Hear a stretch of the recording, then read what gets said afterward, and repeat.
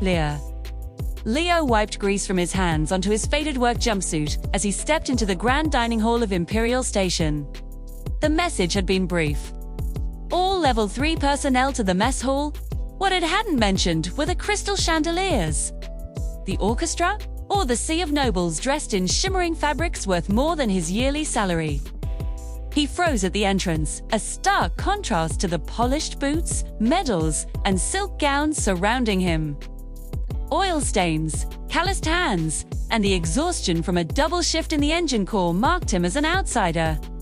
But hunger is a powerful motivator. He spotted an empty chair at a quiet corner table, partly hidden behind a decorative pillar, and sank into it with relief. Shay. He didn't notice the golden crest on the tablecloth or the guards positioned nearby. "You're not supposed to be here." The voice was soft, not cruel. Leo looked up. Across from him sat a young woman in an elegant anti-gravity chair humming gently above the floor. Silver threads shimmered through her dark hair, and her white gown glowed faintly with advanced quantum weave. "Yeah, you're the first person all evening who looked at me like I'm human." He hesitated, then sat back down. "I'm Leo. Lower engine sectors. I think I misunderstood the dinner message. Jet's the wrong table. Fixie. This one's reserved for the Emperor's family." V. Before he could respond, she leaned forward. "Do you know anything about neural interfaces?" He blinked. "I work on cybernetic integration systems for station machinery. This chair is the best technology it can offer." Her tone was steady, but beneath it was a deep-seated frustration. Leo listened carefully as she explained, asking simple, practical questions, the way mechanics do.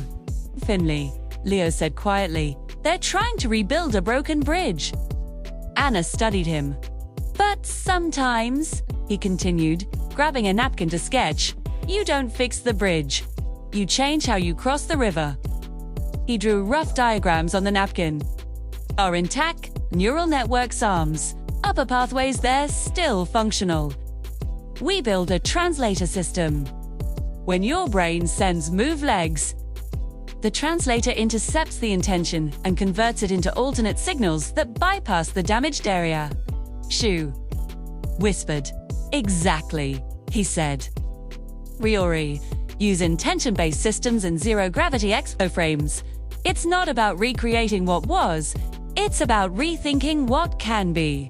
Then, her eyes filled, not with tears, but with a bright, new hope. "That's actually brilliant.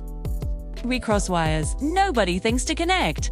She smiled fully now, a smile that transformed her entire face. "Leo, the mechanic who sat at the wrong table. How would you like to become my personal engineer?" He blinked. "I already have a job.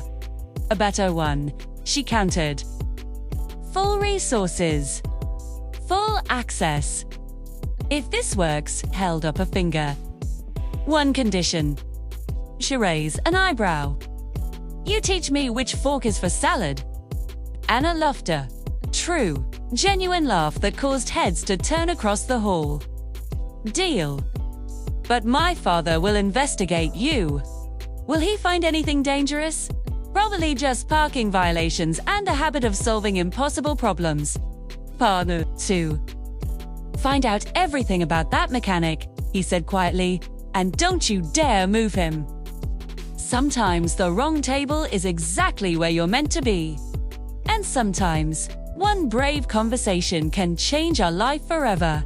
If you believe that talent can come from anywhere and that kindness opens impossible doors, subscribe to K for Kindness, because every story of hope deserves to be shared. Thanks for watching.